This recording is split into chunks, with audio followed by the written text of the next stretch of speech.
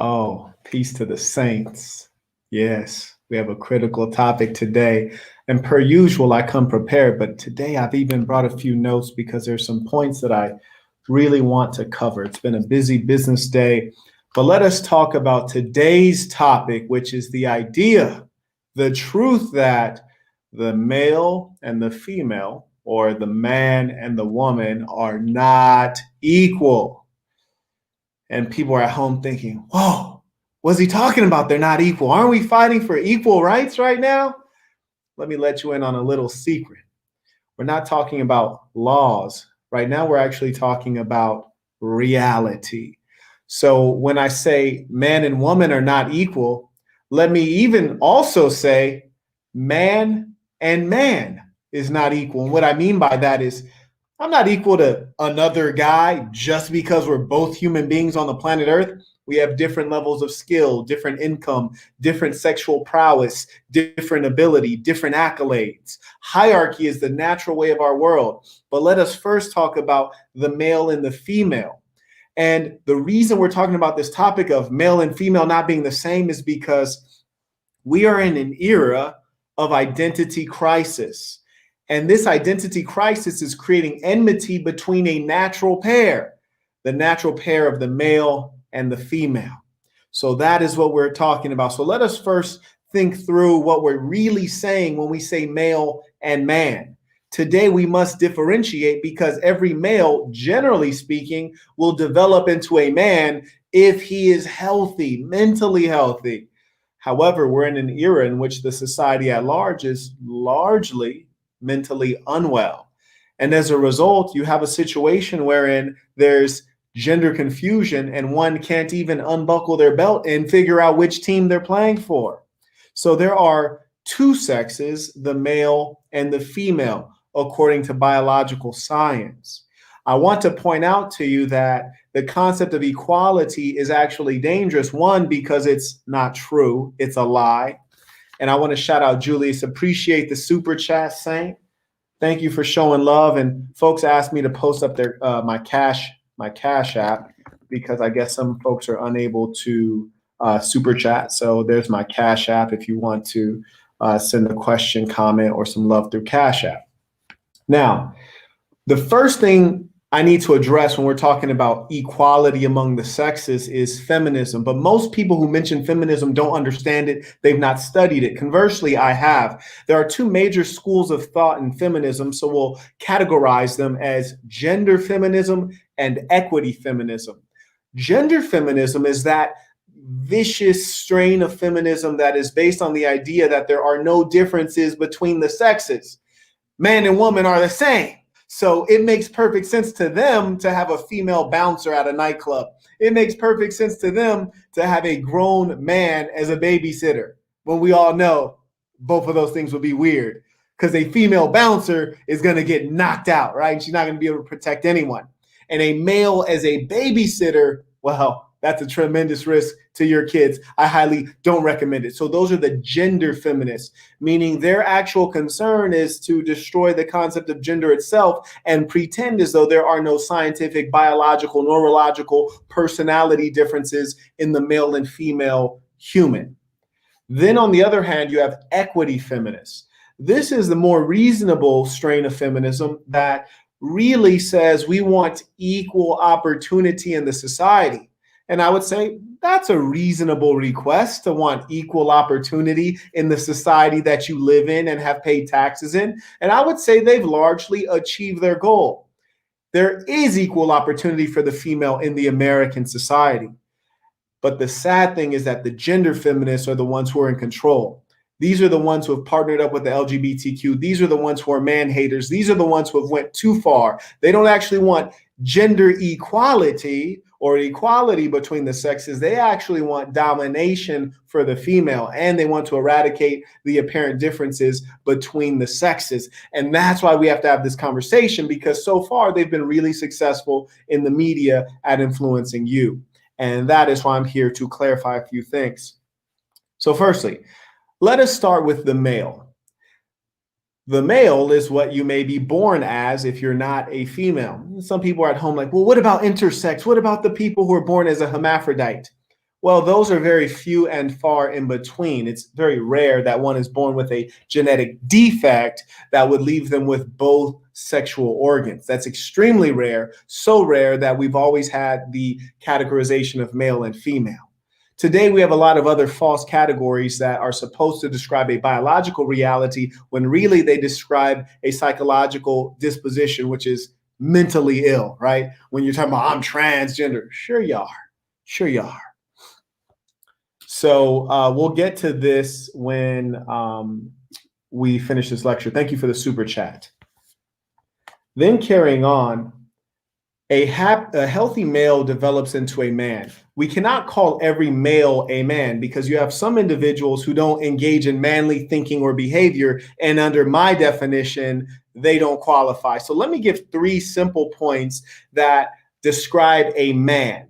Number 1, a man is driven by emotional intelligence, which differentiates you from the female on average. You have a stronger ability to appeal to the rational mind on a regular basis. You never get carried away by your emotions. Number 2, your inclination is toward bravery rather than fear, which is why you get to be the leader.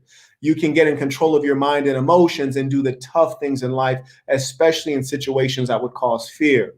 Number 3, you are mentally healthy, which is not something that is unique to the male, but it is necessary for the man. You must be mentally healthy, which a part of that is being heterosexual. So those are like 3 major pieces to being a man. And I know a lot of people have their feelings hurt right now, and I'm happy to have that conversation. Feel free to join in on the call. There is a link on patreon.com as well as thesassin.com if you want to join on screen. Now, let us consider a couple things. I'm going to go through a whole bunch of pieces to this puzzle, and at the end we can talk through it. So firstly, let's consider this concept of equality and how much it doesn't make sense when you actually apply it to reality. Those who would deny all differences between the sexes and they would have a female nightclub bouncer, this makes no sense because on average, females are smaller than males. They have less muscle mass. They're physically weaker. So when they're saying we should have equality in all spheres of work, they really don't want equality. They actually want equality in the spheres of work that pay the most. Why? Because they're trying to upset the existing hierarchy and take power. You never hear females saying, well, we want equality as club bouncers. Well, that's because they don't really want to be bouncers and they wouldn't be good at being a bouncer. But here's the irony. Even in the other fields, like say being a surgeon in medicine as a physician, well, females actually are less inclined to want to be surgeons because it requires you to study in university for so long, and the amount of hours you must work in residency and in the hospital don't allow the female to become a mother, to get pregnant when they're of the age to get pregnant in a healthy way, right? So they're trying to actually modify the profession to let them in, which is actually going to degrade the quality of surgeon because they're studying less, they're working less. They're not going to ever be as competitive as the male because we never have to carry the burden of the child. So that's a clear indication that male and female are not equal. We don't have equal opportunity biologically because the necessity of the female to be pregnant before age 28, when it's a little more healthy, obviously the younger the better, that necessity is going to take her away from being competitive with men who are in careers that require long-term study and work. That's something to consider. Now let's look on the other side, on the male side. Well, if men were trying to push this idea of equality, we'd say, how come we can't ever get a job as a babysitter? When I was a teenage boy, teenage girls could get a job, get paid cash as a babysitter, nearly doing nothing, just sitting on their butt watching TV with little kids running around, and they get paid for that. But I could never get that job because the male is viewed as an aggressive animal, which in actual fact, the male is an aggressive sexual animal, which is less likely to be trustworthy around children who are unprotected, which is why the male is not suitable for a babysitter. Further, we're less attentive. We're not as good at interpreting facial expressions, which you have to be good at interpreting faces if you're going to watch young children who are inarticulate. Further, the male actually is not as good at hearing as females. So the inability to interpret faces the lack of competitive hearing with the female, we're not designed to be nurturers or caregivers. And that's why we don't get to be half of the population, half of the workforce in the caregiving professions, because we're just not as good at it. And that's the truth. It should not be equal. We should not have the same number of kindergarten teachers being male as we do being female. It's just not a sensible thing. And that's why you don't see men protesting that we get that inclusion. You don't see women protesting that we get that inclusion because they're dominating and they're happy to dominate. That's why feminists are not advocating for men to get into those fields. And mind you, time is very limited. So once I finish my lecture, I will review the super chat questions as a priority, and then I will be hopping off the call. And please, do respect the fact that I'm trying to answer the questions of the people who have pressing questions, and I assume that if you super chat, you feel your question is quite pressing.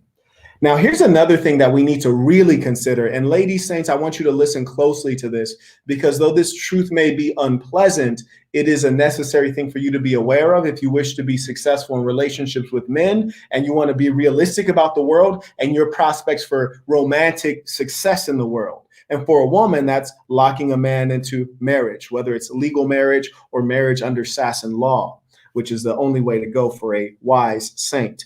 So there's inverse value when you look at male and female over time. The male, as a young male, before you develop into a man, you have low value, meaning that when a male is 15 years old, their value is relatively low. When they progress up to, say, age 30, their value is relatively high, because at that point, not only do they still have the physical strength that they've had throughout their life, they also have the finances together.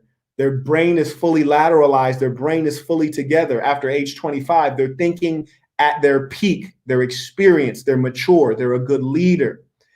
And they can provide for the woman if they so choose, not only providing financially, but providing guidance, providing emotional support, providing all of the pieces, all of the things that represent stability to the female animal. So the male value increases as he ages. And if you think of sexual market value, the male can continue producing semen and procreating till his dying day. So he's not losing his sexual marketplace value as rapidly as the female. On the other hand, the female has inverse value, meaning that at age 16, she's rather in her prime. You see, from a position of producing healthy offspring, from a position of her body being its tightest it's going to be, whether we're talking about vaginal elasticity or the flatness of the stomach or the firmness of the breast. When she's closer to 16, she's closer to her prime in terms of sexual marketplace value and desirability for the male.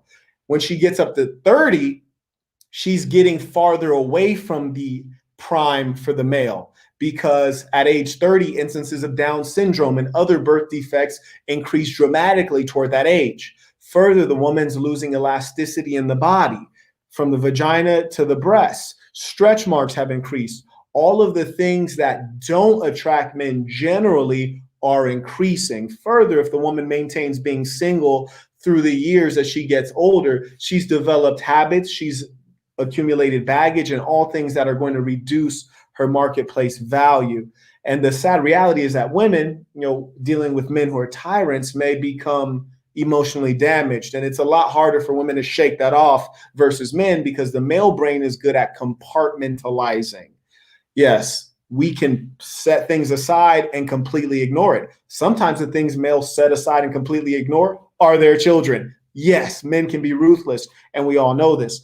So that's something I really want you guys to understand, is the inverse value that occurs with the male and the female. The male becoming more valuable with age, the female becoming less valuable. We're talking about in terms of sexual marketplace. And I like to break the female decline in value into three categories. And this is not to deride women, but rather to make them aware of what's going on and how they're being viewed, and also so that they can utilize this knowledge and pursue success in relationships, just knowing what reality is. And I want you guys to understand that, me versus maybe some other gentlemen who might speak on YouTube, they speak in foul language toward the female. I love women. I'm not speaking this to degrade you. I'm speaking this to put truth in front of your face. There are three things to consider. The woman in the prime around age 16, Then there are two major breaks in her value in the marketplace is pregnancy. Number one, when you get pregnant by one man, you become a lot less appealing for long-term relationships to other men. Especially not only because of what it does to your body, but also because of the fact that you now have a child, which is, a carry-on suitcase that a new man doesn't want to carry the weight of someone else. And then menopause, right? Literally, the female goes through hormonal change that actually, in a literal sense, makes her less feminine because of the changes in some of those hormones that benefited the woman are now leaving. And then she's experiencing, things that are pretty destructive, like hot flashes and other things that nobody really wants to be around, right? Who wants to be in the middle of the summer in Las Vegas and you're having a cold flash? Then next thing you know, you're having a hot flash. You turn the AC and heat on and off. Nobody wants to be around that. So by the time a woman experiences these changes in hormones, you should have already locked in your mate so that they stick with you for the long run because they've come to know you and come to appreciate you and they're already invested. If you're trying to secure a mate when you're later in life as a female, you're going to have a lot more challenge in doing so. And the truth is, being aware of what your sexual value is in the marketplace and aware of the changes that are going to go on with you as a female, if you can anticipate, you can dominate. So I wanted to say that not to degrade you, but rather to empower you. Another thing I want to point out is that male and female are not the same. And I'm using the word same because when you have the people in the Hollywood LGBTQP community promoting the idea of gender sameness with Bruce Jenner and Ellen DeGeneres as mascots for this team, when they say, we're equal, what they're really trying to promote is sameness. We are not the same. So I would like to identify a few more very clear differences in the male and female. Number one is females are far more agreeable than males. By agreeable, meaning they're much more willing to be in community with one another. They go with the flow more often. And some individuals would say, Marquette, that's nurture. That's not nature. Well, this is actually completely untrue. And there's a great scholar named Dr. Luann Brizendine who has done a lot of research on this. And her research even goes to before the male or female child has exited the mother's stomach. And then once the child exits the mother's stomach, she looks at the development of certain hormones, whether it's testosterone or estrogen, or when the testes come into play or the ovaries come into play in the male and female bodies, she looks at how that impacts the inclination and behavior of the different genders. And a sociologist would tell you, an honest one, well, if the personality of the male and female was nurtured by society to make the male on top and the female in the submissive position, if that were true, why is it that pretty much every society around the world, even isolated societies, have the male as the leader, with patriarchy being the norm around the globe? Did every society collaborate to do this? No. It was clearly a result of the nature of the human animal. It was not by nurture. It was nature. So females are more agreeable. That's why they tend to get along more. That's why they tend to be in groups more. That's why females have more friends and women have a finer time, bonding with one another. They're more emotionally attuned. That is unique to the female, and those are great characteristics. On the other side, men are less agreeable. They're disagreeable sometimes. On average, they're more disagreeable than women, which is why men tend to be more isolated. This is why men have higher rates of suicide, because we don't make friends as well. We are not as connected socially. And that is a challenge for the male. And if you ask me, that would be an inferior reality to live in. Further, when you look at the baby, when you factor in babies into females, the female who has a child produces oxytocin, which is a chemical that bonds her to that child. When you have women who give up their children or put their children up for adoption, these women generally are mentally ill because they're going against nature and literally going against the chemicals that are being released in their body as a direct result of their pregnancy.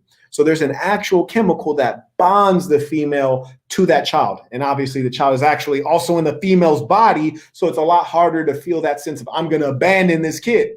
On the other side, men don't have oxytocin, right? So when they produce a kid, yes, they do feel connection to that kid, but it is nowhere near the scale of the female.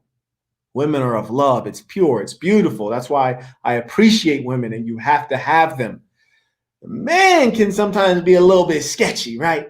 You know, these brothers will skip town on their kids, no problemo. But as I always say, it's less likely that the truth is the man runs out on the kids. He usually runs out on the woman.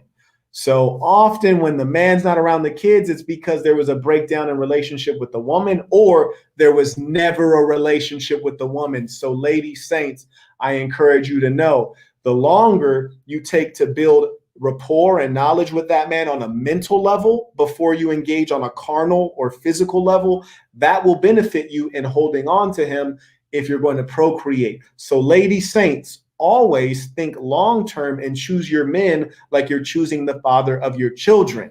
If you engage in horrific activities, you are going to have a horrible situation as a result. Now, another third difference between the male and female, which shows we are not the same, we are not equal, is that the female is far more loquacious and talkative. Women are communication animals. And sometimes I'm often actually not sometimes, often, I'm around a lot of women. I'm just in my head, I'm thinking, would you shut up? God, are you still talking? But do I say anything? No. Because as I said, a part of the man is having emotional intelligence. So I just go into my head, into a place of peace and quiet, and I'm just, nodding and yeah. And sometimes I don't even react, and they just keep talking. Why? It's the female nature. And I would never ask a woman to go against her nature by speaking less, because it's just not who they are. Now, if it was a man, I might tell him, hey, bro, shut up. You've been talking too much, and I'm done listening. But when it's women, I just let them go on because that's what they do. They're more talkative. All of the data indicates that women speak significantly more than men. Major differences. Now, as I said, we have identity crisis today throughout the world, and it has rooted from the West. And the progenitors of this culture war, these are the LGBTQ social justice warriors. Yes. And they want identity crisis. They want to shake up the existing hierarchies. They want to shake up everything that makes the society work in a functional way. So you might ask yourself, well, Marquette, if we're equal, well, then there can't be any leader and follower. There can't be any submission. Well, this doesn't make any sense. Why would we be equal in the family when nothing else is equal? Do you walk into your job and have the same salary as your boss? Of course not. In the Olympics, do they give out a gold medal, and a gold medal? No, they don't. The nature of this world is hierarchy, and things function much better with hierarchy because there's clear leadership. You cannot have two heads. So it is obvious that the female is meant to be in a position of submission following a leader because they are physically smaller. And if you look at the evolution of humankind, when we were in more primitive societies that were not highly developed with all these laws and rules and institutions, clearly the stronger, more physical animal would dominate, right? Today, a woman can try to dominate with her mouth, but in the years of yore, centuries ago, the woman could not dominate with her mouth. It was the strongest, the person who could command the most physical power, the threat of violence. The male, being bigger, stronger, taller, was clearly meant to dominate. And still today, the male persists in domination.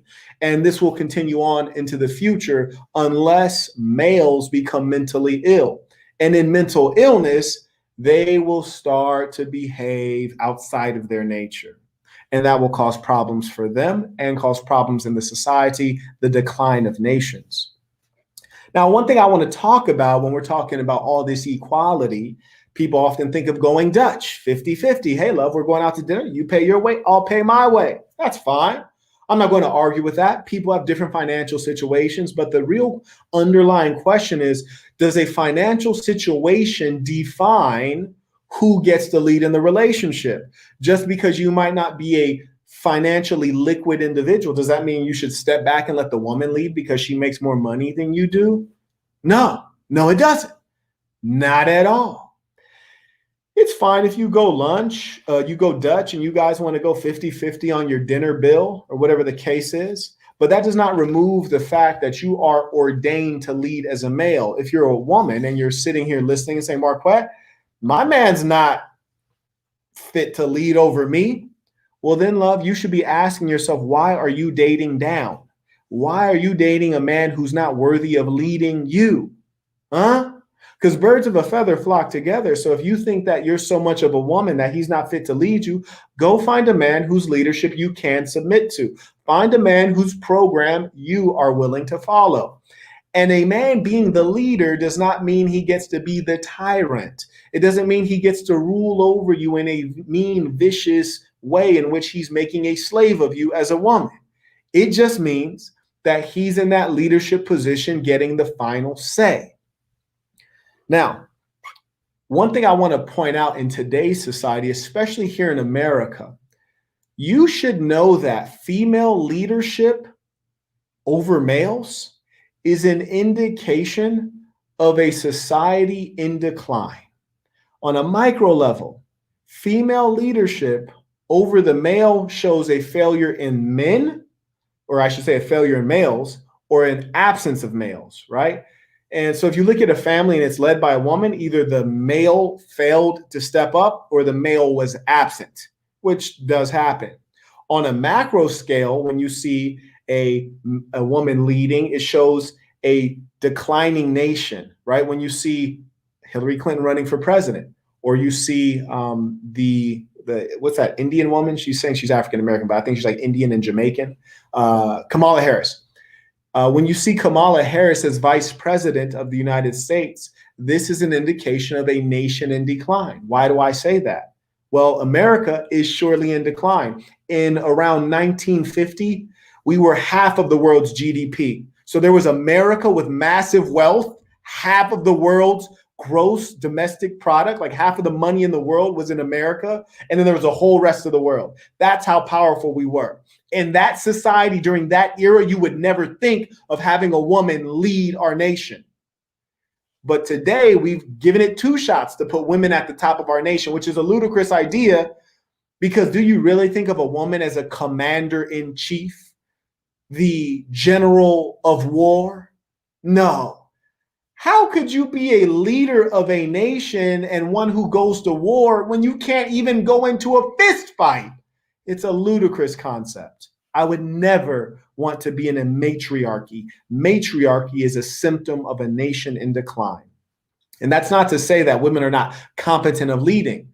Women are competent of leading, but they should never occupy the very highest leadership position in the world. It doesn't make any sense. Even if you look at IQ distribution, meaning the intelligence of the male and the female, you know, there's some similarity on the bell curve, but when you look at the highest IQs, those are mostly male. So there are more genius level IQs in the male population versus the female population. And also, admittedly, on the other hand, when you look at the lowest IQs, there are more males in that area too. So men have the highest level of variation in IQs. But being that our variation on the high side of IQ should indicate that males should probably take lead. It is ordained. That's why there are more males with the highest level genius IQs versus females, which indicates if we're going to have the smartest person around the world, it would inevitably be a male. And that is something that should make you think. Now, in terms, you look at the distribution of IQs among women, on average, women are gathered more in the middle, which means it's less likely you'll find a woman who's an imbecile versus finding a man who's an imbecile. So we should appreciate our women because they are very competent. Now, mind you, everything I'm saying is all science-based. If you find anything I've said to be errant or untrue or not factual, please join the call. I'd like to have a brief conversation about it. Now, I will repeat, today's culture war has Bruce Jenner and Ellen DeGeneres as its mascots of team identity and gender confusion, unable to unbuckle their belts and see which team they're playing on. And you might ask yourself, well, why is it that they want to spread confusion? What do they benefit? Because people generally do things when they benefit. Well, let me explain the LGBTQ roots of the man and woman are the same lie. This is why they say man and woman are the same. Consider this, if you're a gay male or a lesbian female, when you remove gender and say we're all the same, sex doesn't matter if you're a man or a woman, then if it doesn't matter if you're a man or a woman, it doesn't matter who you have sex with because we're all the same. And if it doesn't matter who you have sex with, then the gay male and the lesbian female get to be fully included in the society and feel wholly accepted. They're chasing acceptance. Now, every person who's engaging in deviance, they're pursuing acceptance because, like us, they want to feel comfortable, which is an understandable thing. However, they're going way too far. And in their effort to feel accepted and not feel degraded, they're trying to force us to engage in unnatural behaviors and engage in untrue, errant thinking just to benefit them. And that is the problem. They're trying to destroy gender to get the mainstream society to accept them. Now, remember this. When we behave the same, meaning a male acts like a female and vice versa, that's when we're going away from our nature. This is an example of how hardwired your gender actually is. There's a scholar named Luann Brizendine, a female, and she wrote a book called The Female Brain and a book called The Male Brain. She has degrees from Berkeley, Harvard, and all this good stuff. Yale, all these top tier schools respect her and her science. She said, I used to be a feminist. As a feminist, when I was having my son, I said, I'm going to give him gender neutral toys. I'll give him the dolls and I'll give him the trucks because I don't want him to feel like a boy. I want him to grow up gender neutral. And she writes that she provided him with dolls. And the first thing he did was break the leg off of one of the girl dolls and use the doll as a spear, right? Which is an aggressive, physical, warlike behavior that is far more inherent to the male, which is naturally more aggressive, fueled by testosterone, even in young age. And so she said that she was observing that even though she tried to give the boy a doll, which is something more likely to appeal to a female child, he adapted the doll to be a weapon, which is something more interesting to the male spirit, which is one of competition, one of aggression. She further states that one of her colleagues did the same thing, gave her daughter a fire truck, and the daughter wrapped the fire truck in a blanket and cradled it like a baby. Why? Female nature, hardwired, nurturers. That's why women are so lovely and so loving. And that's why this whole MGTOW stuff, men going their own way, is errant. A good woman will love on you. She will heal you. She will nurture you, especially if she's under good leadership. So it should not be men going their own way. It should be men leading the way, because a good woman is indispensable. Her nature is to nurture. And when you lead her right, she will rise to the occasion and nurture you and nurture your children. As long as you are teaching her, they say the woman is the first teacher of the child. But remember, the man is the first teacher of the woman. So you teach that woman, and then she in turn will teach your kids your values. But hey, here's the key. You have to teach, you have to lead. A woman cannot follow you as a man if you're not going anywhere. So that's your number one goal, is to discover what your purpose is in life and to have real goals. Within the Assassin, our way, this is basic. We always are talking about our goals and pursuing them strategically. In the absence of a man, you have what I call lonely mothers. Now, this term is going to be coined. I said it first, lonely mothers. Some people call them single mothers, but this is a euphemism, meaning trying to make it sound better than it is. They're lonely mothers because whether it's a male or a female, no one wants to be alone. We use the term single or independent as a euphemism to make it sound better. But in reality, being a lonely mother is quite a challenging state. That's why they say, I'm strong. Well, they have to perform that identity in the absence of the male. They don't become the male, but they just, kind of do their best imitation of it. I don't say this to degrade women who are raising children alone. I say this to create some thinking around this state of being as a lonely mother, so that this is not ideal. You need to find a male to complete your family, to be a father to your son, a daddy to your daughter, and a leader to you. Being a lonely mother is a bad state for everyone, and your children are the primary person suffering. So don't be so selfish that you're so prideful that I'm happy being alone. I'm happy being single. I'm a strong single woman. No, you're a lonely mother. You need to get a man. And I'd be happy to help you do that. In fact, the Sasson, we raise up strong men all day, every day. We help men be strong. We help men earn better. We help men think more clearly and be great leaders. And we have lady saints who are women who are mentally healthy and coming together to improve themselves, improve their relationships and things like that. So we actually go through the practical aspects. So do tap in with us. Carrying on. Does male leadership in the family mean that the female has no voice? You see, often women are scared of male leadership because they think that means they don't get to speak up, they don't get to be heard. And that's an understandable fear because everyone wants to be heard, both male and female. And importantly, women really want to be heard because what did I say about female nature earlier? Women are talkative, they're loquacious. A good CEO, a good businessman, a good leader, a good husband, a good father is a listener. So as a man, you should be inclined to listen. That does not mean you're necessarily going to take someone's opinion or use their advice, but to hear it out speaks well of you and gives you meaningful information.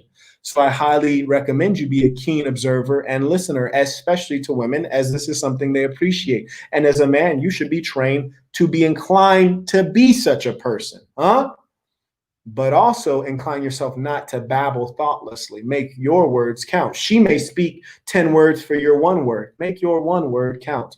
Be a good listener. And don't be a tyrant over a woman. When you lead a woman, that does not mean you cannot ask her opinion on something. When you lead a woman, sometimes you might lead and say, hey, love, I have the value of not backbiting. We should never speak negatively about anyone.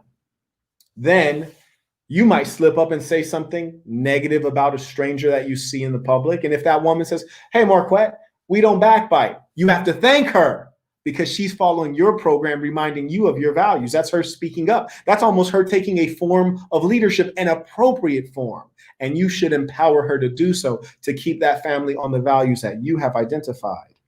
So I just wanted to really highlight that. Women have a critical place in a healthy relationship. A man should not go his own way, and a woman should not seek to be or be comfortable being a lonely mother. Now, another thing I want to point out is because you have some males who are not men, and they say, yeah, we should go 50-50. I'm not going to be the leader. We're both going to lead. No, you're a sucker, and you've been eating Fruity Pebbles, okay? So you need to acknowledge the truth that you have probably fallen short in life. You may have low self-esteem. You feel inadequate. And I know you feel inadequate because you're saying we should go 50-50. Why do you want to go 50-50? Because when you're the leader, you take on 100% of responsibility. When you're the leader, you put 100% of everything on your broad shoulders as a man. And when you don't feel adequate, you rather go 50-50 because then you get to remove 50% of your burden. 50% of your responsibility. It's less weight on your shoulders, less weight on your mind because you're weak. But hey, come get raised up in this Marquettism. Come get this strength. And then you will be fine taking 100% of the responsibility because when you take 100% of the responsibility as the leader, you get more reward out of life. And women are seeking leaders. They're not seeking you suckers who are scared to step up. And my last point. The most important job on earth is that of parent, mother and father, both wildly important jobs. I surmise that the woman has wanted to come out of the home and try to compete with the male in the workforce in these other spheres because maybe they felt underappreciated. Certainly, we must acknowledge their critical role in the society because absolutely, without a good mother, people will be broken. And many have not had a good mother. And that's why we're seeing increasingly more individuals who are broken inside because they were not raised up and nurtured. The attempt at equality that's starting to occur, the female trying to be equal to the male, the same as the male, they want to get out and work just like the male. Well, if you have children and you want to be a working mother, that means you're not being a good mother. If your children are young, you're just not a good mother. The one who puts in more time and effort is going to be the better mother. Just like the surgeon who puts more hours of study and more work in residency is going to be a better surgeon. Nobody wants a part-time mother, okay? And let me tell you this. Whereas a foolish male might be with a foolish female, and they say, we're going to be 50-50 with this new child, with this infant. Did you consider nature? Did you consider the fact that the infant prefers the parent with the breast?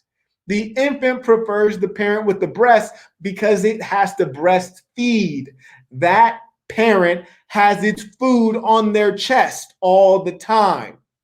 So an infant is going to prefer its mother. So while you're a goofy male trying to be there as much as the woman saying, hey, love, go to work. I'll be here with the boy or the little girl baby. No, you're being a fool, because in reality, the child needs to breastfeed from the mother.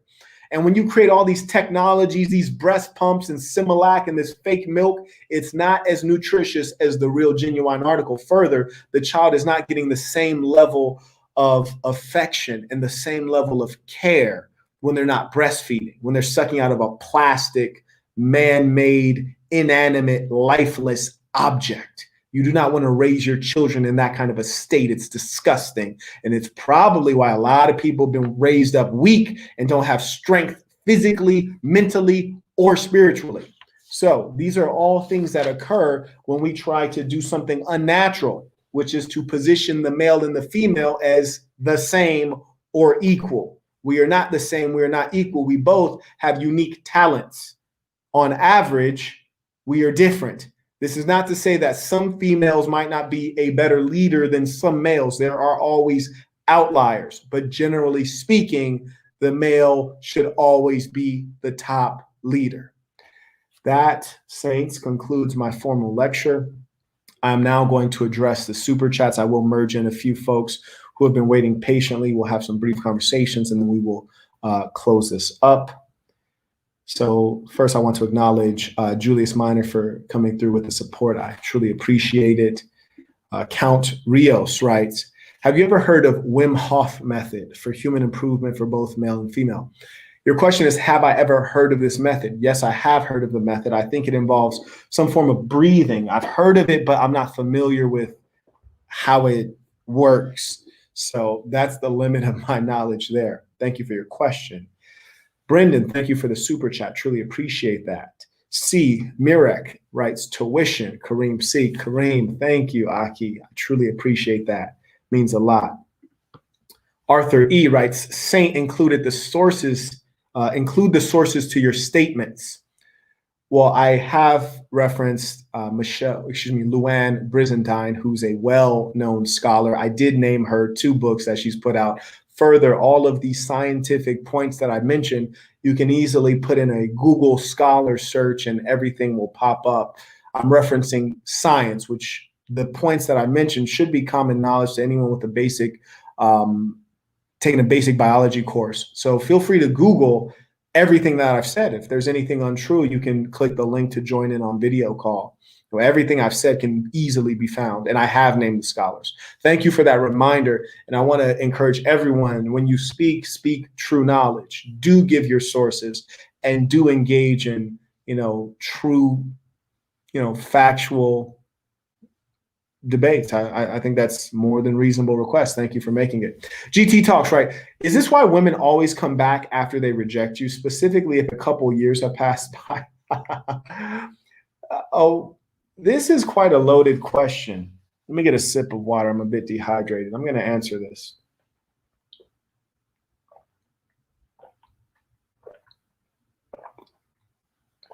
Number one, I have to admit, I don't have a tremendous amount of experience with women rejecting me. And to make an intelligent statement on something, one should have significant experience. So admittedly, I don't have a lot of experience with rejection. I do have experience with women trying to come back and get in my good graces because I send a lot of women to the side. I don't think women come back to you just because. They come back to you because you've been ascending in the society. You've been advancing. If you were declining, the woman wouldn't come back. So if women are coming back to you, GT, that's a clear indication that you've been making progress. So I congratulate you on that. You're right, specifically in a couple years have passed by. I think that's the case. Maybe they've dealt with a few men and, they are single and they looked up and they saw you and they're familiar with you and they see that you're making progress. So you look like a good opportunity. But maybe you were making this comment when I said men's value increase over time. So that could be, quite another piece to it. I'll merge you in, and then we can talk a little bit more about that if you're interested. Brendan De Leon writes, what is gender mainstreaming? I don't know what that means. I've never heard this term gender mainstreaming. You would have to provide me a link or an elaboration on that. Torenzo Jones writes, wholeness, everyone, from a new subscriber from Danica Dope Discussions channel. Torenzo, truly appreciate you coming through. We welcome you into the Sassin. You are among saints. So all the saints definitely say peace to Torenzo and give him a very warm welcome, which is how we get down. So thank you for joining us, and shout out to Danica Dope Discussions. I had a talk with her recently, a very feminine, honest, intelligent woman, a great example of the kind of woman you should want. She has a book out called Submission. Submission is not the problem, something like that. And I actually have it ordered on Amazon. It's on its way. So I will be highlighting that. And that's a great woman who knows the feminine role. Maximo Rodriguez writes, sorry I joined late. What did I miss? Well, you'll be able to replay this one.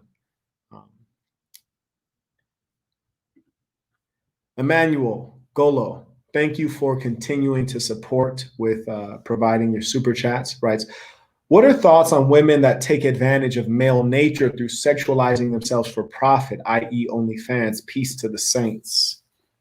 Hey, this is a phenomenal question.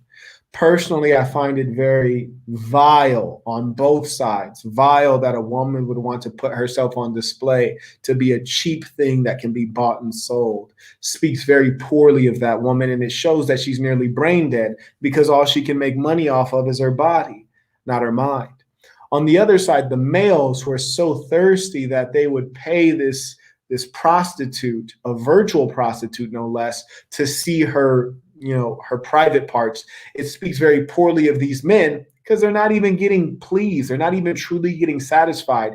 It shows how the digital world, the virtual reality, has overcome our mind and overridden our ability to maintain ourselves as men. A real man would not give you something for nothing. You pay her $10 to look at her naked body when you can look at naked bodies for free all over the internet.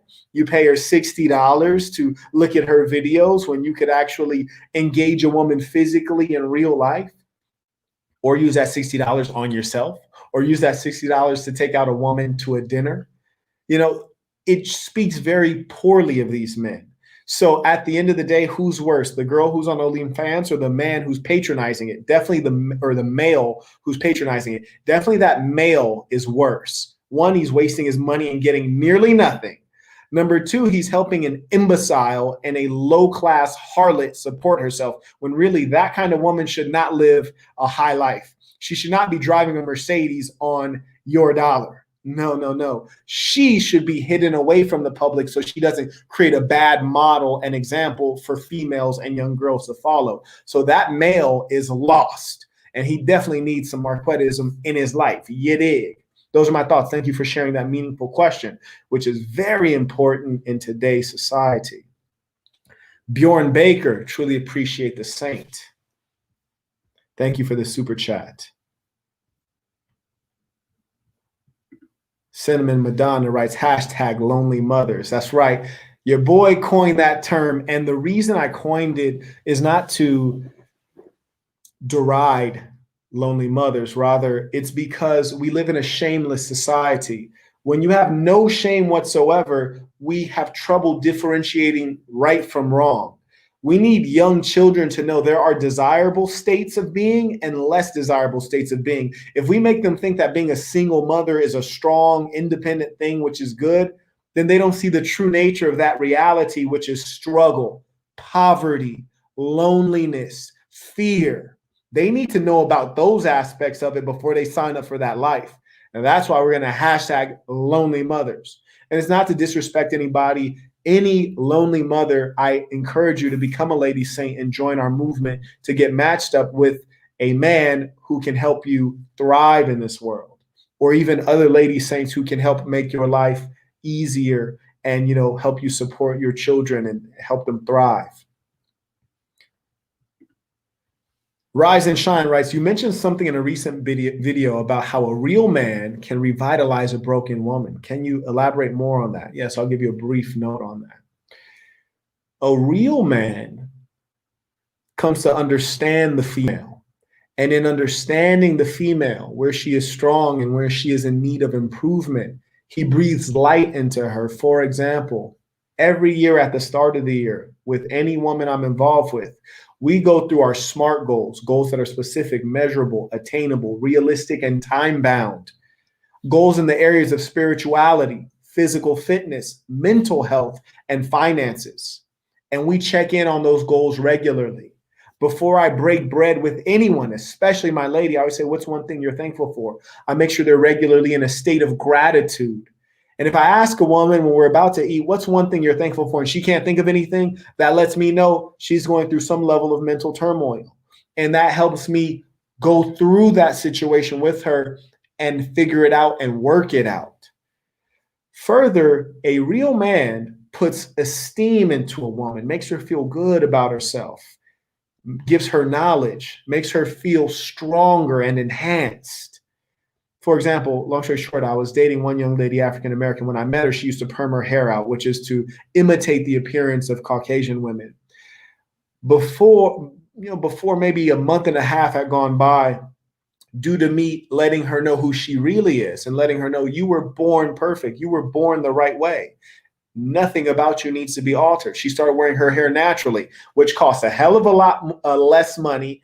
It actually looks a lot better, and it's a more of a confident thing because you get to be who you really are. In the Sasson, we have a 3-sentence Quran, a 3-sentence Bible, which is the following. The first sentence is, be yourself. It's always easier to be yourself. So a real man is going to help you be yourself. And those are the things that start the rejuvenation of the human being, of the female. Thank you for your question.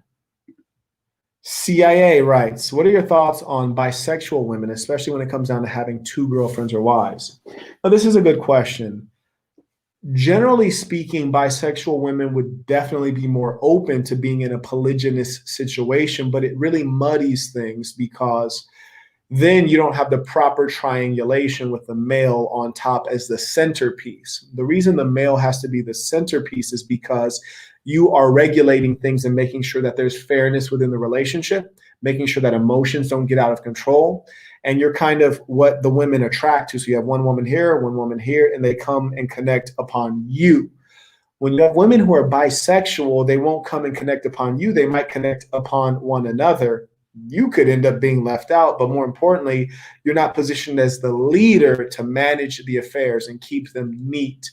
You'll have quite a strange love triangle going on. And lastly, generally speaking, women might engage in bisexuality for a variety of reasons, but rarely are any of those reasons good.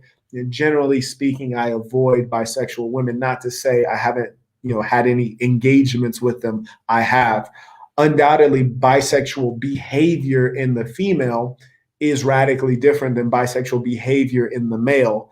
It is less an indication of, maybe behaviors resulting from trauma or childhood, unfortunate experiences or mental illness, because when the female engages in bisexuality, she's not doing anything physically that she would not do with a male, right? There's not going to be any new behavior. There's just going to be fake imitation of the behavior. She's going to have a strap on penetrating her rather than human flesh, which to me is weird. But, there's nothing super strange going on, except that it's a woman pretending to be a man, right? Strange. That's weird.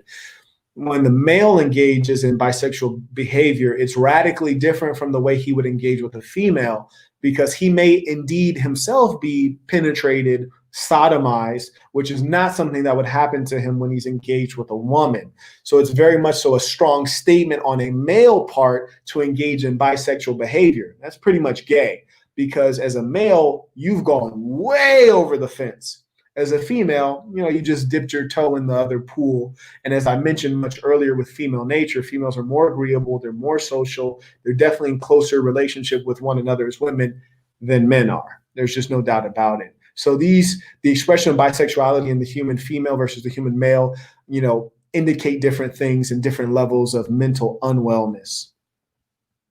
Thank you for that question. That was a very, very thoughtful question. And the CIA actually will be at the conference. CIA got 3 tickets, which I really touched my heart, because Not only did you get yourself a ticket, you got other people a ticket to attend our leadership conference, which shows that you care and it shows that you're giving. And I don't know if it's a Christmas gift that you got your conference ticket for them or whatever the case is, but it's dope to see, because generally when we give out things to people, we pass the blunt, puff, puff, pass. We're giving out poison. Oh, hey, I got shots for everybody. Take a shot.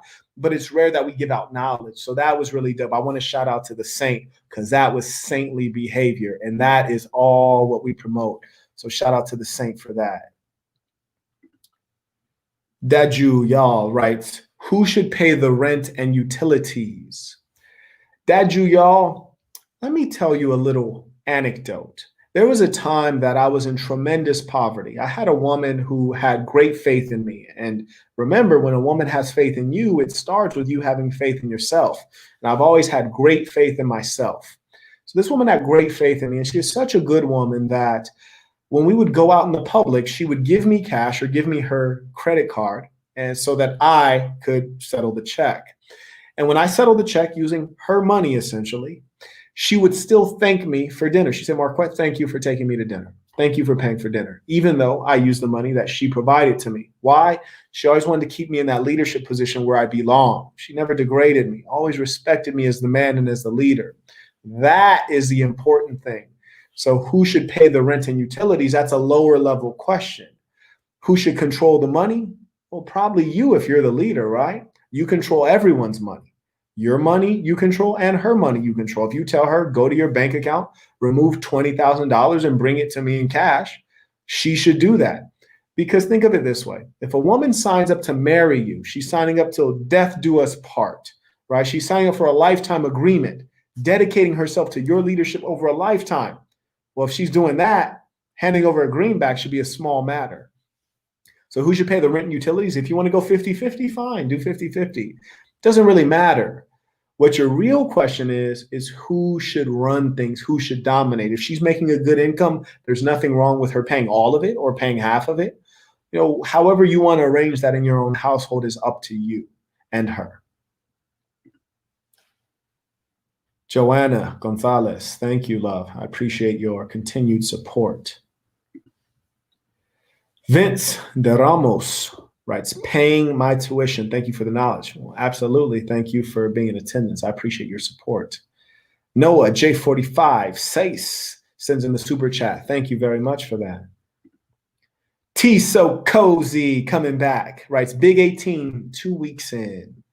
Man, I'm back in the gym feeling better than ever. Truly blessed to be alive and mobile. Just checking in. Been a minute. You dig? Everyone shout to the young man. He's just become 18. The world is recognizing him as an adult, acknowledging his manhood. So everyone definitely shout out to the saint. Take care of him. Give him good guidance and support. I appreciate you showing back up and staying in that gym. May we all be blessed to stay in that gym. Zainab Phillips writes, Assalamu alaikum. Great knowledge, brother. May Allah reward you for giving great knowledge. Ameen. Zainab, I truly appreciate that. That means so much coming from you, a woman of faith. And as we know, I always love and appreciate women of faith. So thank you for that. And underneath, someone writes, it's disgusting. I'm not sure what they're referring to, but appreciate the sister joining. I like your natural hair. I don't know what she's referring to. And then she has hands clapping. So now I'm not sure what's going on there. The Reezy Life writes, I'm 25 and the oldest child of 4 of a single mother. Any tips on teaching my brothers and young sisters? Well, your brothers get the Black Box, which is the book that I wrote for young men. I, too, grew up with a single mother in many ways, although every other weekend I went to my uncle's house, who was a real man running his nuclear family and had a lovely wife and a son who was my age. I went there every other weekend, literally. So there was a lot of parallels I could draw between the experience I had there and the experience I had with my single mother. I encapsulate that in the Black Box so that young men, even women, may learn, how to properly develop, but most importantly, learn the strategies that will let you develop and thrive in life. So for your younger brothers, definitely get them the Black Box. You also need to read the Black Box and impart those lessons to them. The number one thing is you are 25. So you are a man. So when you have these 4 younger siblings, you will father them. You will be a leader to them.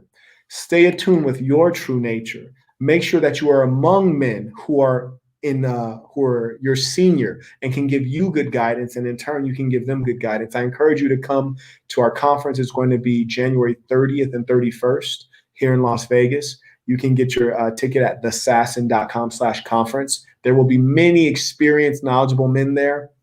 You'll be among the Sassin, and our whole goal is to keep you within a community where you can get advice, knowledge, and support, because no man is an island. We all must come together to grow from one another. Well, thank you for that super chat and that meaningful question, which I know many others have. Scrolling down to address these super chats. Rise and Shine writes, okay, thank you. You're very welcome. Okay. Oh, wow. Looks like I may have missed a few super chats, so forgive me. I'm going through them right now. If I've missed your super chat, you know the drill. Write the word super chat in all caps and retype your question. Count Rios writes, I give a token when you save me money. I appreciate that. Absolutely. And that's a meaningful thing that you point out, Count Rios, because people forget that good mentorship can save you so much money. I remember when I met Sam Drost-Yagan, who's the founder of OkCupid, the chairman of Match.com, which acquired Tinder, and he's much else. Very successful businessman, many millions to his name since he was in his mid-20s. And I remember the first time I spoke with this very successful entrepreneur, and he was my mentor. He told me, Marquette, I'm not going to give you millions of dollars, but I can give you millions of dollars of advice. I can give you the advice that will save you millions. I can give you the advice that will earn you millions. And that's right. A good mentor, an experienced person, they have something called wisdom. You cannot Google wisdom. You can Google information, but not wisdom. So always invest in yourself.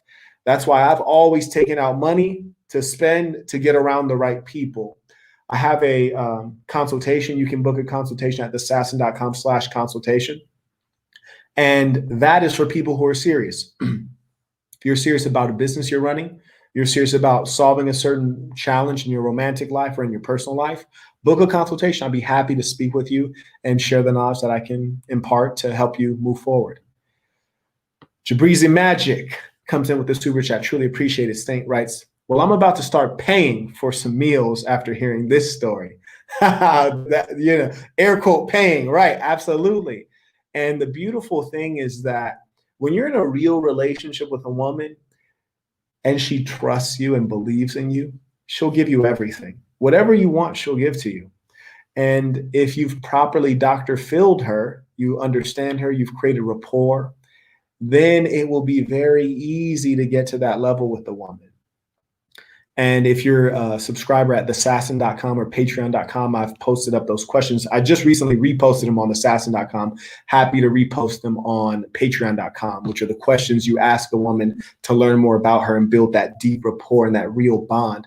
In fact, I also have a video called How to Build a Deep Connection with a Woman on patreon.com. And I have like 3 different videos where you're hearing live conversations between me and a woman on how you engage in Dr. Philling and how you build that bond. So check that out if you haven't. It's patreon.com/the saint and the sinner spelled out. Thames Apollo writes, thank the saints for the marvelous questions. Absolutely. Very informed questions. I'm sure my followers are far higher IQ than everybody else's. And Marquette, for your wisdom. How do you test a woman? That's a phenomenal question, and that's been recently on my mind, so I will answer that.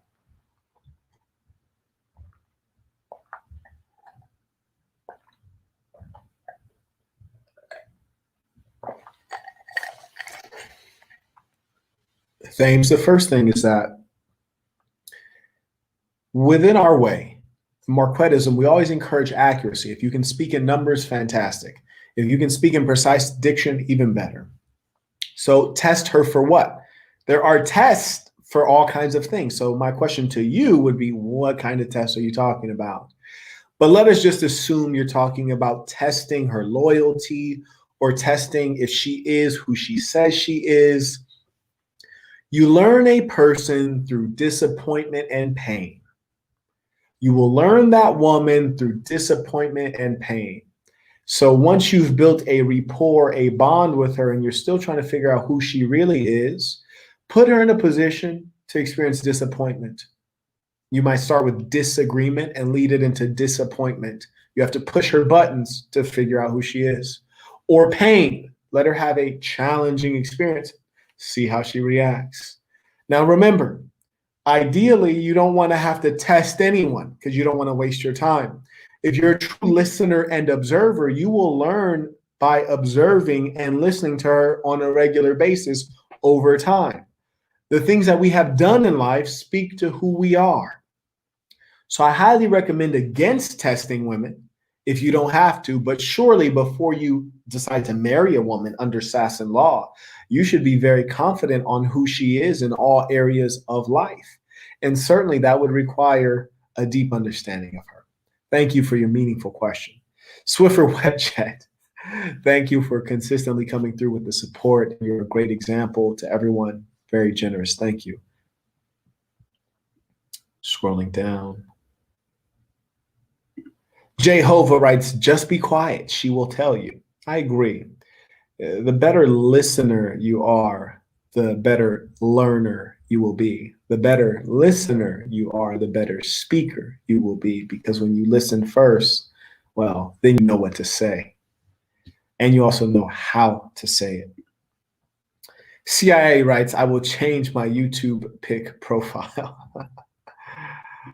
D writes, question, do you think a man that was down at one point financially should walk away from the relationship due to a woman losing respect for him and his role as a leader once he gets right again? No. If a woman loses esteem and respect for you because you've taken a financial loss, that means you probably got the woman because of your money in the first place.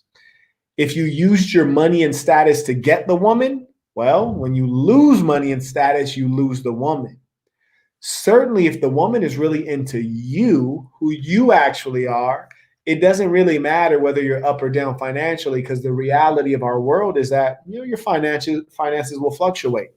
In my case, I've taken tremendous losses in the last 8 months. Even the last couple of weeks, I've taken.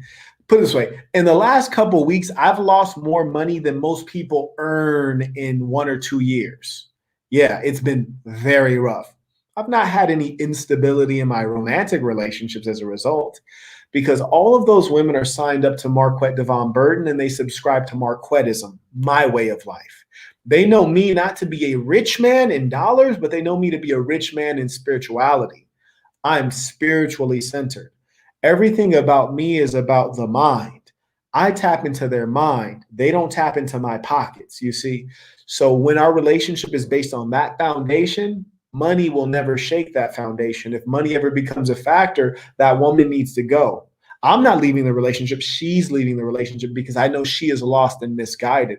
And I don't want a woman like that. When a woman starts to bicker and complain about money, money's never the true problem. So I'd say get rid of her. CIA writes, I appreciate the shout out, Marquette. I always got to share the knowledge with others. Almost done with the black box, by the way. I appreciate that. Yes, it's a mark of a true saint to seek to share knowledge. It's a mark of a true saint to pursue knowledge. To share it is an even greater deed. So that's a beautiful thing. May you receive much blessing for that. Also, when you do finish the black box, let me know what you think, because I'm always excited to hear what people gathered from it, how it impacted them, the steps they're going to take, based on what they learned. And do write a review on Amazon so we can get it out to more people so that it may benefit them as well. I think I have addressed all of the super chats. If I have missed your super chat, I do wish to honor you. Please type super chat in all caps and type your question. I'm now going to add in a couple saints right now. Now, I remember last time you said you told me you're Dominican, and so it's not Aristide, it's Aristides. Aristides. Aristides. Man, Yeah, I feel like I'm missing an accent mark or something in there, man. Yeah. What's up? Chilling. How you feel? I'm feeling, actually, I don't want to get too negative, but I just got diagnosed with Bell's palsy. So the right side of my face is like paralyzed, kind of. But yeah, I don't know if you can tell. No, no, So, we can't. yeah, this side, like, I don't know if you can tell, like, I can't really move it. Okay, okay, okay. Yeah, but anyways, Yeah. regarding the question that I asked on the super chat, Uh-huh. uh, the reason I asked is because I used to have a girlfriend like a couple of years ago, Okay. and we broke up. She broke up with me actually, Okay. and then yeah, she came back. So I was wondering, is that because usually women, like you said, it's inversely related. Usually we come up and they come down, or Right. usually they don't even ascend because women, they usually stay in the same place Right. because they usually they leave you and they think things are better in the other, the grass is greener syndrome or whatever. So that's why I was asking that question because I was weird. Yes. So two things. To your first point about the Bell's palsy, it's very curious that you mentioned that because generally I wouldn't even know what that means, but I happen to be familiar with it because there's a rapper I listen to named Conway the Machine. I don't know if you're Can't familiar. wait. Yeah, Yeah. he's sick. Yeah, bars. Now, Bars, yeah, funny because in his case, due to the nerve damage is very visible. In your case, I just can't tell. You would have to tell me, right? And right. I'm sure probably the same case for many other people. So it is nothing to worry about, and is going to give you more character. So keep winning, stay Yeah, confident. Don't ever let that become center of mind. yeah. I think it could get better with time, so I'm not really that worried about it. Right. And you, bruh, you're not gonna make it out of life alive. Things are happening to everybody. Like my face doesn't look the same from boxing, right? Like no one's gonna be. I chipped a tooth when I was 18. I thought it was like the end of the world. So things happen to us, especially as men. So thank you for sharing that. The second piece with regards to the woman, you're right. And I don't want to say that women don't grow in value as they age and become more educated and more experienced. They just don't grow in the value that men are looking for. Yeah, Sigmund Freud is right in that we are mostly sexual animals, and evolutionary biology points to the fact that humans are indeed sexual animals, especially the male with the larger hypothalamus, the higher sex drive, and the more aggressive nature. So we are looking at women from a sexual marketplace value, and certainly that is declining with age. Now, as you said, the male is kind of winning with age because we become a better provider, more stable, all of the things that women want for their children, and a provider or a leader or a husband. Those are qualities become more apparent as we get a little bit of gray in our beard. So that's a beautiful thing. Now that is why she would come back. Now remember, if you started to decline in status, it's less likely she would come back. But also another thing to remember is if the girl came back, don't accept her because she's not growing in value. Because if she was growing in value, she wouldn't be able to come back because another guy would have locked her down right, already. You see? So she's coming back trying to offer you dented canned goods that nobody else wanted. So she's the leftover meal at the buffet. You don't want it. You want it hot off the grill. right. So can I ask another question? Sure. So I used to have an ex girlfriend, right, and we had like an on and off relationship, and this ended like a few months ago. But she actually used to come back like every week after we broke up or something. So you just say not to take her back, and is that one of the reasons why she used to leave all the time? Like we will get into these things where she would like act like she didn't know what she wanted, and she would leave, and then I wouldn't talk to her, and then a month later she's like, "Hey, I miss you. You're the only one that I want," and stuff like that, and blah blah blah. So you know what it is. So I was just wondering, like, when women do that, do they actually mean that, or they just like trying to look out for themselves? They probably didn't find nobody else that wanted them. You know what I'm saying? HMM writes, quote, women never come back for your That doesn't benefit. even sound right. Obviously. Oh, bro. Right? And I think that's generally true. When any individual tries to come back into the relationship, it's because they've looked back at you and said there was value there that I didn't acknowledge before. So the value's still there. Maybe I didn't see it, or maybe I couldn't find someone who had more value. In fact, there's a rapper who has a song I really enjoy. It's called 30 Days by Larry June. And he Yeah. says, uh, he said, I had a girl who left. She couldn't find a better man, so she came right back. But I'm gonna need 20 G's if you're trying to do that, which is to say the pimp makes you pay a choosing fee, right? Especially when you leave and you want to come back, you have to pay a fee for him even to accept you back into his life. He has to charge you for that because it was an insult for you to leave in the first place, right? The fact that you left in the first place was like almost an insult to suggest that, I didn't have the goods. Now that you came back, that shows you what the real world is. I even had to tell a young lady who's very important to me, like, hey, you're not showing me the appropriate respect. Because sometimes the people who are closest to us, they become numb to who we are. You see, a woman in the midst of someone who is genius becomes numb to it. A boxer who trains in Floyd Mayweather's gym and gets to watch Floyd Mayweather spar every day, they think everybody's out there with reflexes like that. They don't realize, no, you're in the gym of a master. And I had to tell my lady the same thing, like, look, love, I don't raise my voice to you. I don't yell at you. I don't call you names. I don't put a grooming hand on you. I don't abuse you. I give you new experiences. I got your passport stamped. Your passport been stamped so much messing with me. There are no men out there like me. You can go out in that world and find out what's really out there. I promise you, you will beg to come back. And I'm going to cast you out so you can see what the real world is like. Because she's been around genius. She's starting to get numb to it. She's not thankful. But when I cast her out and she sees what that real world is like, she's going to run back. But here's the thing. My door is usually closed. When they want to come back, my door is usually closed. Because in reality, if you're making progress, shouldn't everything be progressing? Shouldn't your bank account be going up? Shouldn't your friends be going up? Shouldn't your woman be going up, improving every area? So why would you take her back and go backwards? True. I just want to say this. I don't want to like demonize the women. We're not about this channel. In my situation, I want to take ownership because I feel like sometimes I didn't treat them as well as you would have. I think they left because sometimes I didn't like treat them so well.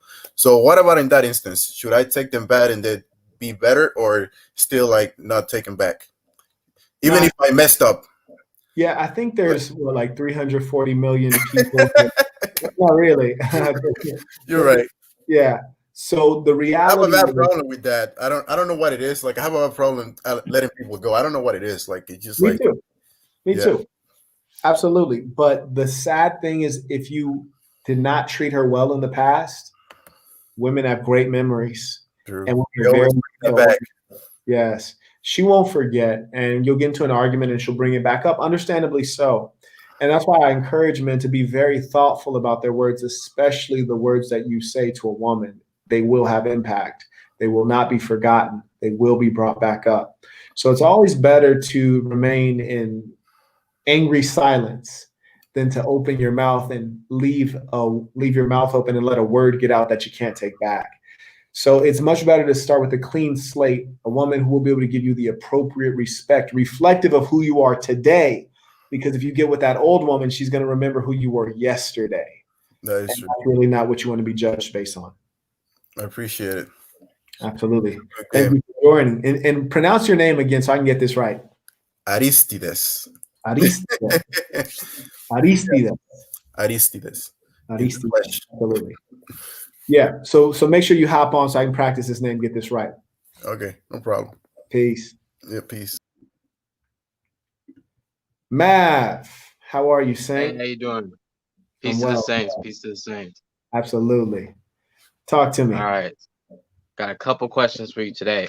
The gentleman before actually asked questions that made sense, so that answered a few things for me. Okay. But recently I've been accused of being a poor friend by a group of women. I didn't spend time with them because I had a girlfriend. And I was chilling, kicking it up with my girl.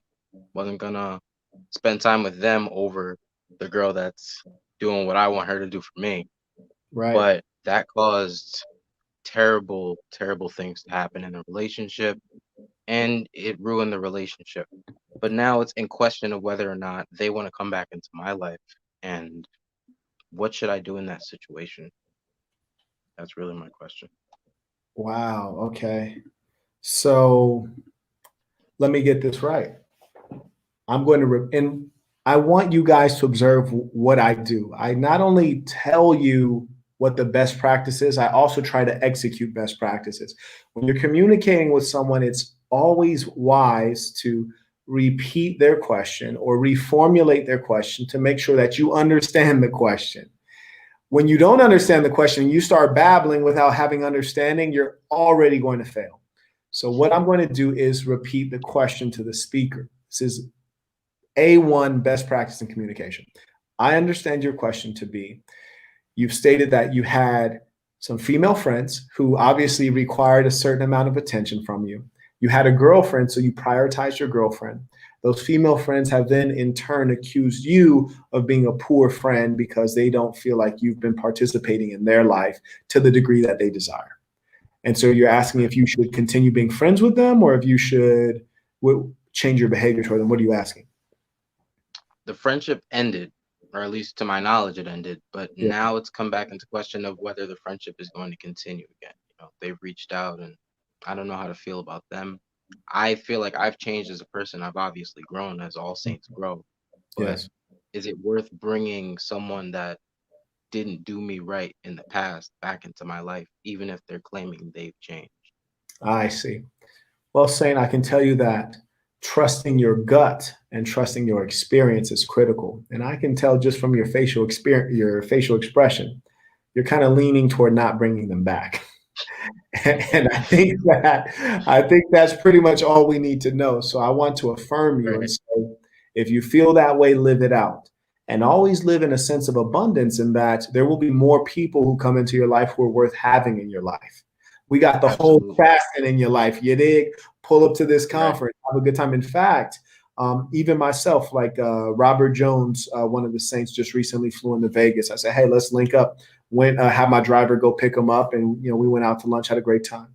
As you know, Jabrizi Magic, we always connect. They came through, did a live session, him and his lady, and I had a couple folks there, so it's a good time. New relationships with good people are always what you should be experiencing, and the more you advance in life, the more you will attract people, all kinds of people.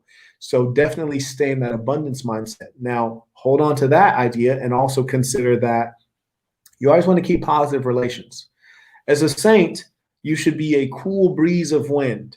So anyone who comes into contact with you should always want to remain in contact and increase their association with you. So that's a sign of your character that these women want to be involved with you as a friend.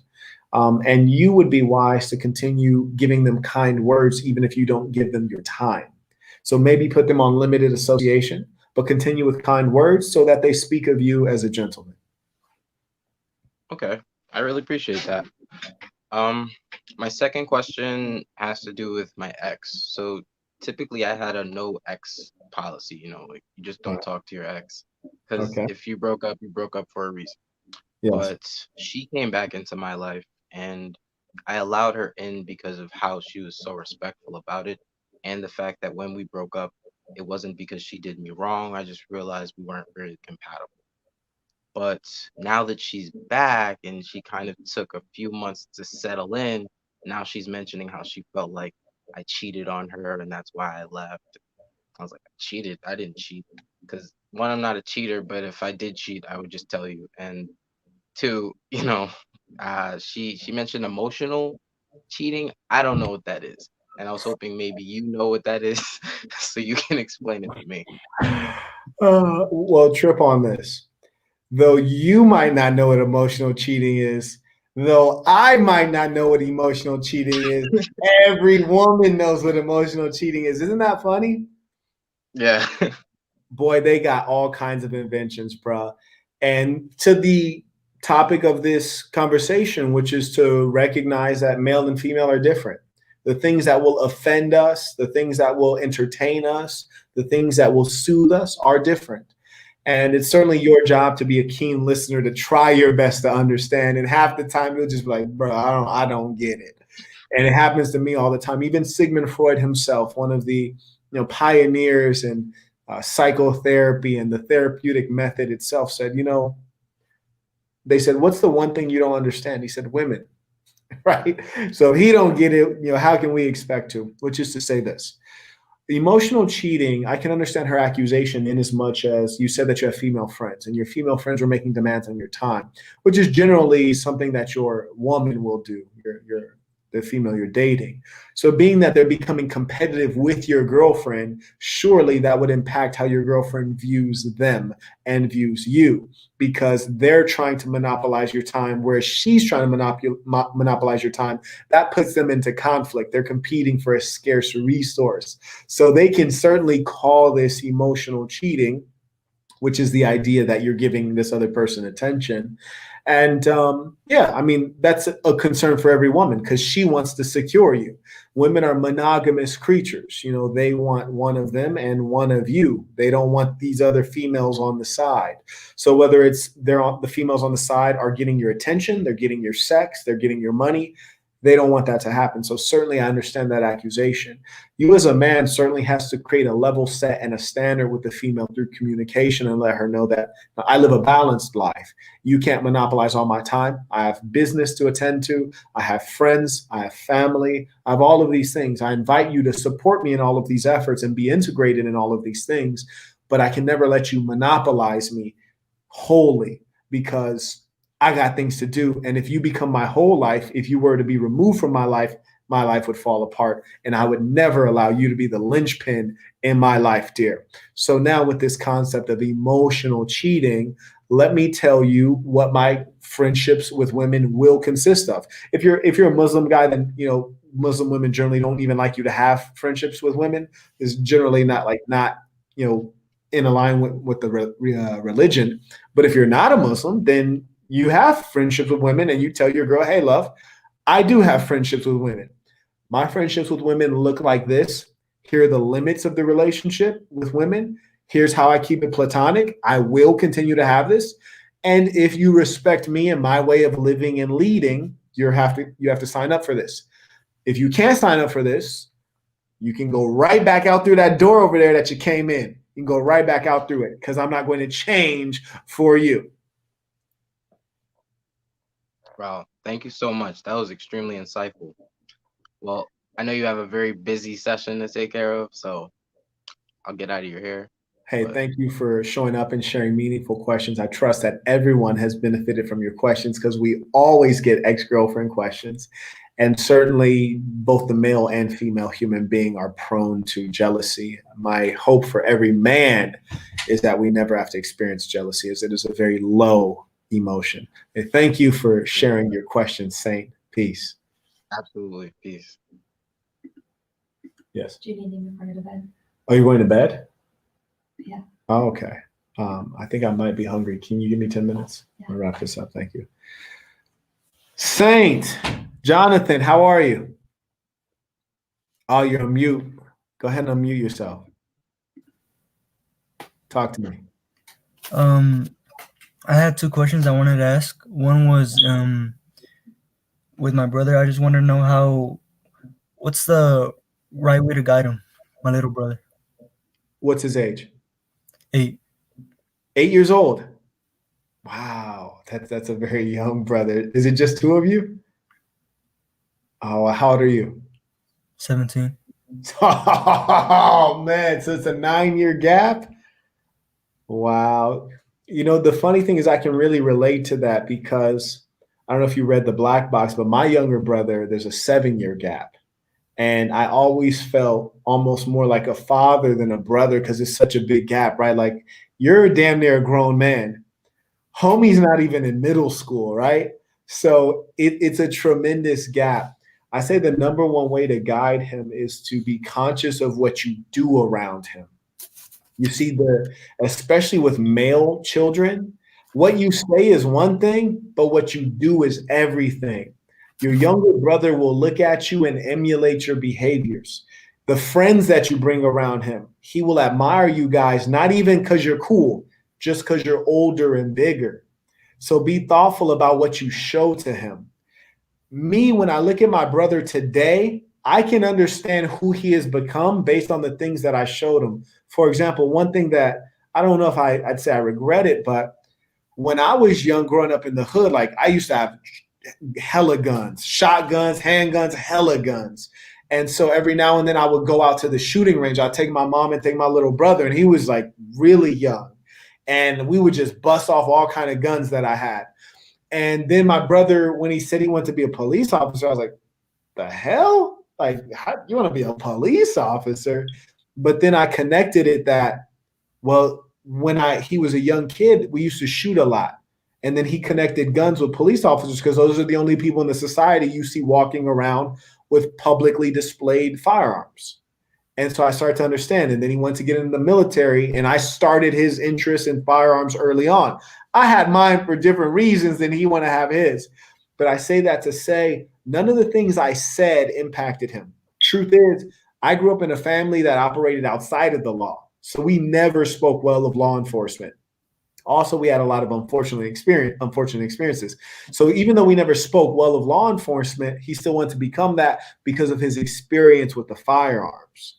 And so I encourage you to be thoughtful about the way you behave, the people you expose him to, and the things you show him. And also, if you can limit his waste of time, like video games, try your best, man, because a lot of kids growing up in your era and his era, they're wasting too much time with video games and things like that. So get them active, get them involved in sports, man. Keep him busy. That's your goal. That's a good answer because low-key right now I need it really bad because when you were talking about how kids these days are already raised by the iPad, Yes. a lot. And one more question. Sure. About the woman. Would you recommend now about like how this whole quarantine thing is going on? Would you recommend FaceTime? Is that a good way to build rapport? Absolutely.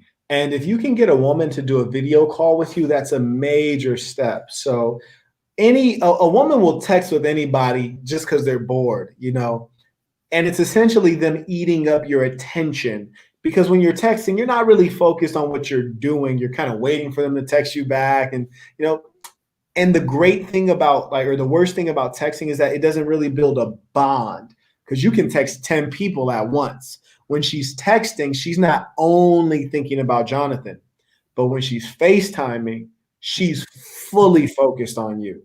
So when you can escalate things into that FaceTime, you have monopolized her attention, and you can create emotional connection because women are attuned to the face.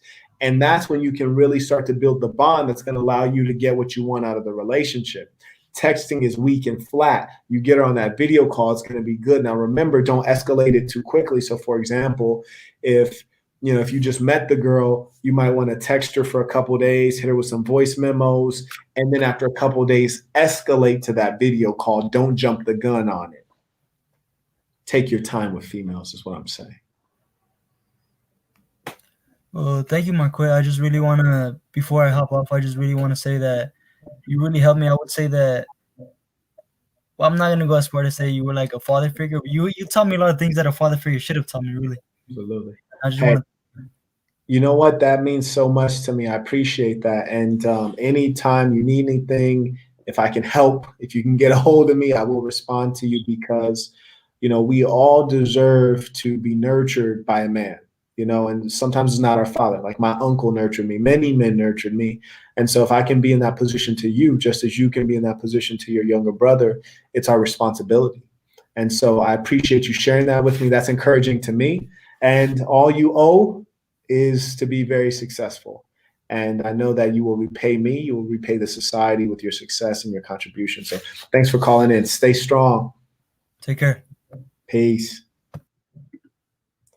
All right, Saints, we've had some great folks calling in, and these are all the folks who subscribe at patreon.com or thesassin.com, because I think that's the only place I shared the video join link. So I appreciate these folks who appreciate me. It means the world.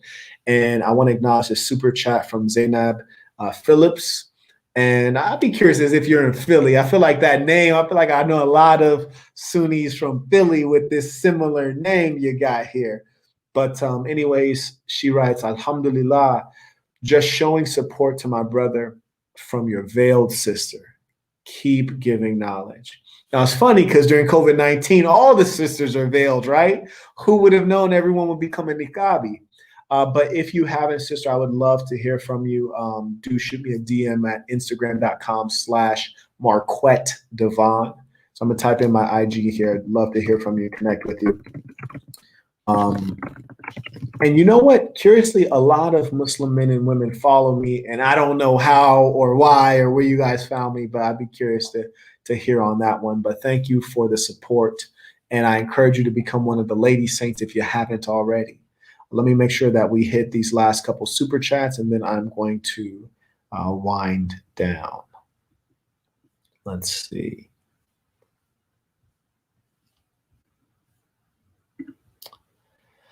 Compton Andy writes, how do you split with someone who has a suicidal past? I try to help her on self-improvement, but she'd rather watch TV all day. Well, Compton Andy, let me acknowledge that it's very unfortunate if someone has a suicidal tendency or past. The good fortune is that generally speaking, males who say they're going to commit suicide are more likely to actually do it, whereas women who say they're going to commit suicide are a little less likely to do it. So that certainly works in your favor. But the most important thing to remember is that at the end of the day, you're not responsible for her life because she's not your wife, your daughter, your sister, your mother, your father. So that is not your responsibility. It seems as though you need to move on because if she's suicidal, she may be toxic. Of all the things you want to build or fix in life, I highly doubt you want to invest your time and emotions in building a woman that you don't plan to be with. So it might be helpful for you to slide up out of there, because the truth is that she don't belong to you.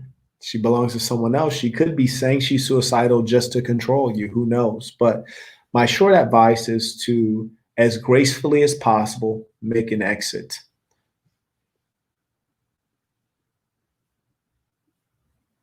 I think we have addressed, oh no, there's another 2 super chats I need to address, and then we shall wind down.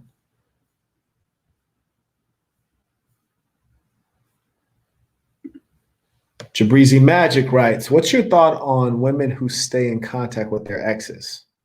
Red flag. My thought is that if a woman's staying in contact with her ex, major, major red flag. There's nothing good about that. I have a lot of ex-girlfriends, not a lot. Let's be real. I don't have a lot of ex-girlfriends. I maybe have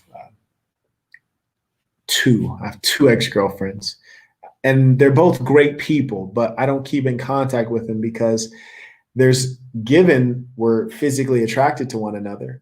We were at some point emotionally attached. So all of the ingredients for mishap are there, and they're all successful, thoughtful women, and they know better than to keep in contact because I'm gonna end up wearing it out sooner or later. You hear me? So the short answer is do not deal with a woman who thinks it important to keep in contact with her ex. What she's doing is she's keeping a door open.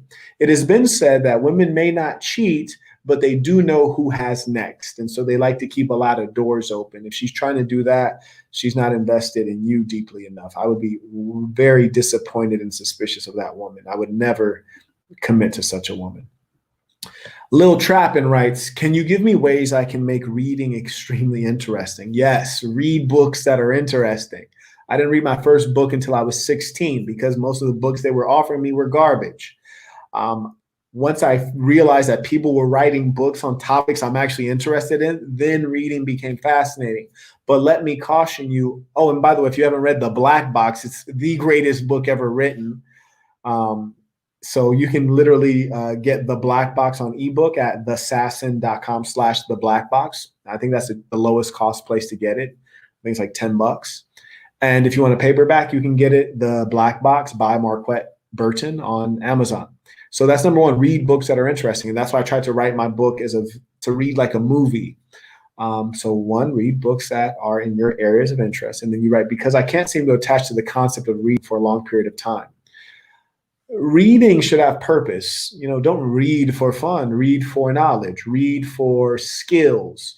Read for perspective and inspiration. That will drive you. And you don't have to read a long time. You have to read long enough to get information that's meaningful to you. people are all about speed reading, or I read a book a day. I think that's stupid. If it takes someone 10 years to write a book, why would you try to consume that much knowledge in a day or a week? Some things you need to take your time with and cherish. And a mature man knows that, and women know that instinctively. Amir B, thank you for the super chat, writes, hey, Marquette, how should one honestly acknowledge / respond to a woman's words of affection, such as I love you, if his level of affection is below hers? I don't like the concept of I love you being a call and response, right? Which is because she said I love you, you have to say I love you. I hear I love you quite frequently, actually. And when I hear it, most times I just don't say anything. If I'm feeling it, I might say thank you. If I'm feeling it, I might say I love you too. But I don't fabricate it. I just stay true to who I am. Remember, sentence number 1 in our 3-sentence Bible, our 3-sentence Quran is be who you are. If you are not a person who's in love with her, why would you lie to her and say that you are? So just follow that first sentence, step 1, be who you are. That's the easiest way to be honest, is to be honest. Abdul writes, got in late. I'll catch the replay later. The last live was fire, hot fire. Truly appreciate it. Thank you for the super chat. Came in late and still super chatted. Shout out to you. For all of those who may not have super chatted, at the very least, I would appreciate if you'd like the video. As they say, likes are free. Count Rios, peace to the saint. Good night. Sleep well. Lil Trappin writes, I'm great at reading. Don't get me wrong, but I just want to find a way to love it. I'll find a book you love. That's the key. Okay, I think. Oh, no. There's still some super chats with knowledge. And I want to thank all of the saints for the super chats. Really speaks well of you. Thank you for your generosity. I really appreciate it. It means a lot to me because I'm a person who believes in action. So if someone says, hey, Marquette, thank you, I appreciate that. But if they say thank you and send a super chat, I know that it's a higher level of seriousness. And I consider myself a serious man. I really try to only associate with serious men. There's a few men who try to engage me, like, out in the public, and I can tell they're not serious. I don't want to have relationships with men who are not serious men. So thank you, saints, for showing up in a strong way. I appreciate the support. Sebastian Roman writes, hello, Marquette. I hope all is well. All is well. And by the way, folks, that's a choice. All being well, that's a choice. You choose for things to be well. We all have challenges. Remember the creed of the assassin, 2nd sentence. I will show the greatest part of who I am. We all have challenges, but are you showing the greatest part of who you are? Is that a conscious decision on a regular basis? Our creed is only 2 sentences. Learn it and live it out. He writes, hello, Marquette. I hope all is well. Question. What type of relationship should you carry with the boyfriend of your children's mother and with her? That's a deep question. The boyfriend of your children's mother and with her. What type of relationship? Well, Sebastian, the number 1 relationship you must have is one of open communication, respect, trust. It should be as close as possible. Because if this other male is involved with that woman, he is going to have some level of dominion over your children. So surely you want to have a positive relationship with him. You want to know about him because he could be a weirdo. And if he's a weirdo, you need to make sure he's not around your kids. So try to have a close relationship. When they say keep your friends close and your enemies closer, what that aphorism means is that you want people who are not necessarily on good terms with you. You want them closer so you can watch them, listen to them, observe them, learn them, know what they're likely to do so that you can outmaneuver them. And in the case of him being around your kids, you really need to know him well. So make sure it's a positive relationship in which you can have as much influence as possible. Jules writes, Marquette, what are your principles? Well, you probably have hopefully become familiar with some of them during the course of my talk. And you can read specifically about Marquettism if you go to thesassin.com/about. And that will tell you what the saints believe in. HMM writes, as a man, I can only respect men who constantly put themselves to the test. Stay true, Marquette. Yes, he's right. And the great thing about the saints is we put ourselves to the test, which makes us strong and makes us able to thrive under challenge, because circumstance will put you to the test. You see, COVID-19 occurred and a lot of people started crumbling. Well, if you've been putting yourself to the test, you're already mentally strong. So when this unfortunate thing occurred out of nowhere, you were prepared to deal with it because you've been putting yourself under challenge on a regular basis. This is meaningful insight. Thank you for the Canadian CAD. I do believe we have covered the super chats. Splendid. Well, saints, let us end this the way we always end this, with the creed of the assassin. Wherever you are, say this with complete passion and conviction, knowing that this is true of you. The creed of the assassin. I am going to be who I truly am because I am remarkable, and I'm going to strive every moment to show the greatest part of who I am. Peace to the saints.